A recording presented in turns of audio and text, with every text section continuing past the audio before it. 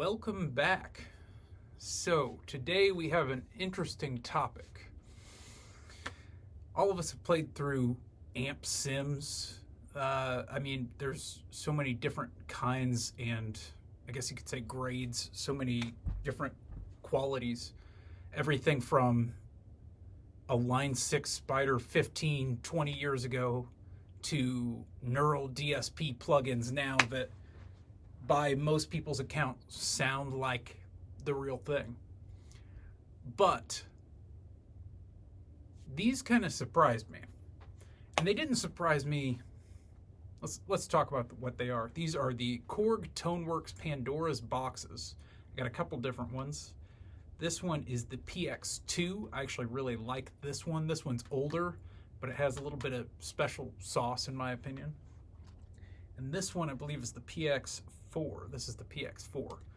Which this one, there's a couple amp sounds that it nails a little bit closer, but these aren't, I wouldn't grab these because I needed an exact amp sound as much as I needed kind of a weird sound, and I didn't want to go about plugging a guitar into an amp, getting a pedal right, getting a mic right. I just wanted a DI sound that sounded funky. These actually have a little bit of ambience on them where it would almost, in a track, it would almost fool you into thinking it's a room sound or something like that. This one especially, the ambience on this kind of sells me on it. I kind of want to find these. These seem to be the harder ones to find. But these, $50 on Reverb. And there's some cool sounds in it. This video, there's not going to be a ton of me talking. It's more going to be me noodling with weird sounds. I mean, these do all sorts of different sounds. Everything from cleaner stuff, almost like a Rockman. You hear about the Police, Boston, all these bands, especially in the 80s, especially in the 80s, that were using a Rockman just plugged straight in, and it's this beautiful chorus sound. Like I almost think of a Roland jazz chorus is along the same lines.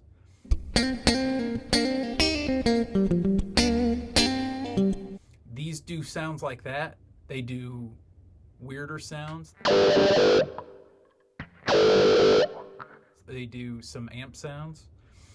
I'm not going to spend as much time talking as I'm just going to throw some sounds at you.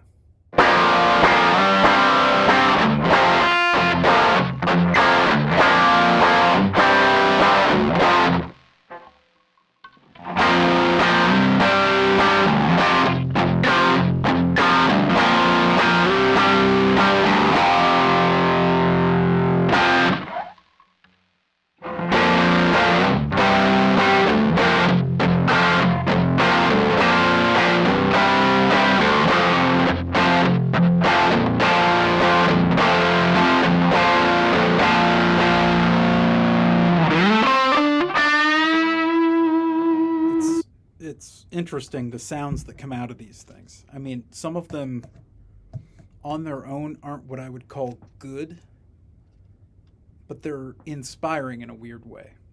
Some of them are kind of weird, almost ebo-y. If you've played the Digitech Freakout pedal, they're kind of similar to that. They don't track super well.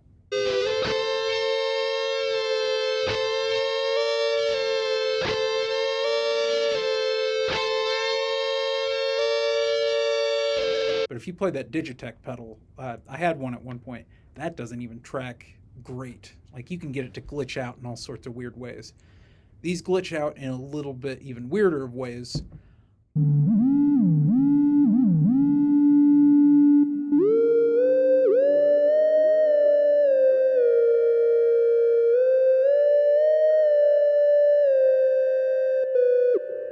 But you almost figure out how to ride the weird way in which it tracks.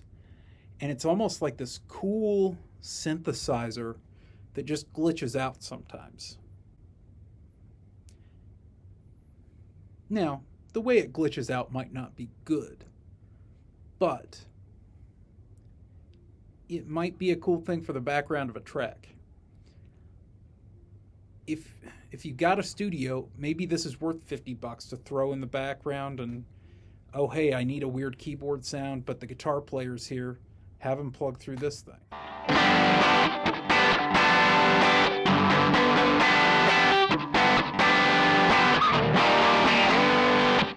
Even the actual just regular guitar sounds on these are really cool.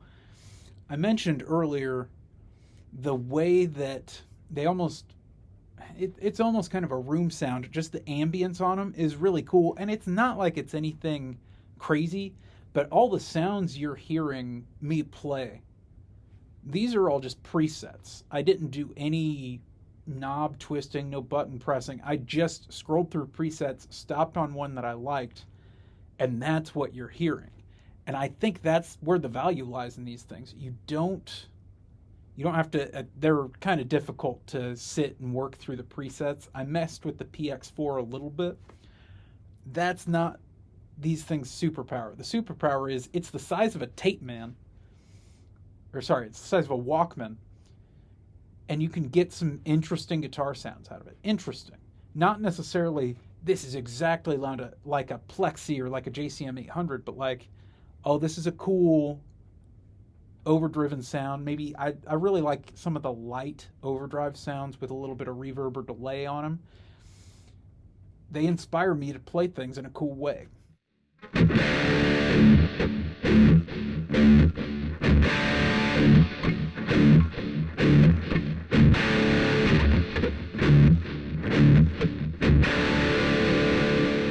Like I said, I'm not going to spend a bunch of time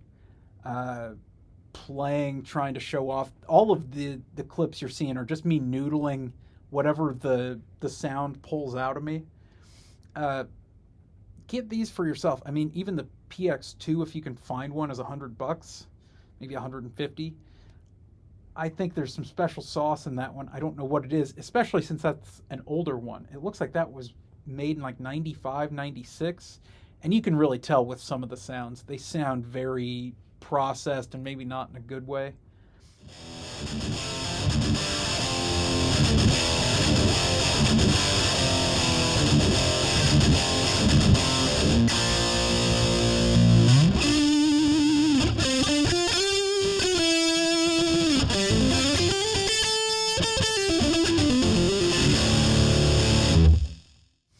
But you can tell that in the newer one too. And I mean, some of the sounds in like a Helix sound kind of processed. Overall, I think these are just a cool, cheap piece of inspiration. And if you're anything like me in the studio, that's what you're looking for. So those are the Pandora's boxes, the PX2 and the PX4. The point of this video wasn't necessarily to showcase either one of these specifically or any one piece of gear. It's more of opening your mind to weird pieces of gear that might have cool things in it, even if they're not good necessarily. Like all these weird synth patches that are in these. They're not the best sounding synth and they track weird, but that's the charm of it.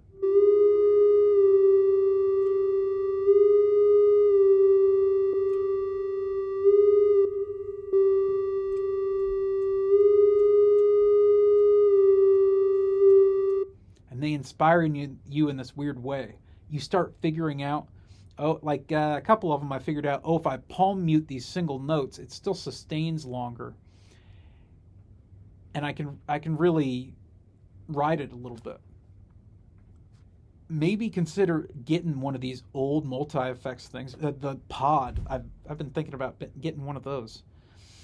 Getting one of these old multi-effects, having them in the studio where you've got instant inspiration. Maybe you record demos a lot and you just want something to give you a vague idea of what you might do when you actually track the song.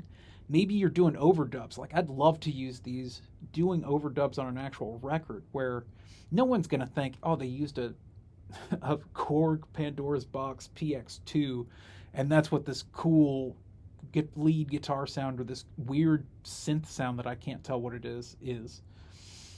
But they'll probably notice the sound. Or maybe they don't. Maybe that's the point, is they won't notice that it came from this. Don't think that every sound has to come from the greatest piece of gear. If it sounds good, it is good.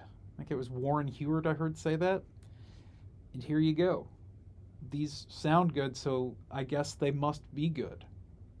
Right?